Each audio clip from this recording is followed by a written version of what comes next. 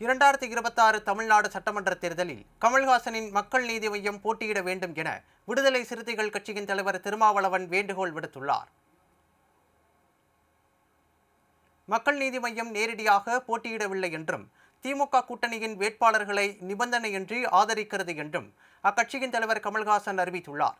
இந்த நிலையில் மக்கள் நீதி மய்யம் 2026 தமிழ்நாடு சட்டமன்ற தேர்தலில் போட்டியிட வேண்டும் என விடுதலை சிறுத்தைகள் கட்சியின் தலைவர் திருமாவளவன் வேண்டுகோள் விடுத்துள்ளார்.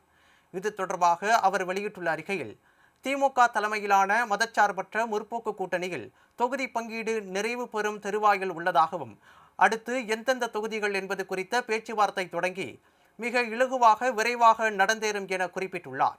இந்த நிலையில் திமுக கூட்டணியில் மக்கள் நீதி மய்யம் போட்டியிடாமல் கூட்டணியை ஆதரிக்கும் நிலை எடுத்திருப்பது ஏற்புடையதாக இல்லை என கூறிய திருமாவளவன், அக்கட்சியின் தலைவர் அண்ணன் கமல்ஹாசன் 4% அளவிலான வாக்கு வங்கியை கொண்ட ஒரு அரசியல் தலைவர் என குறிப்பிட்டுள்ளார்.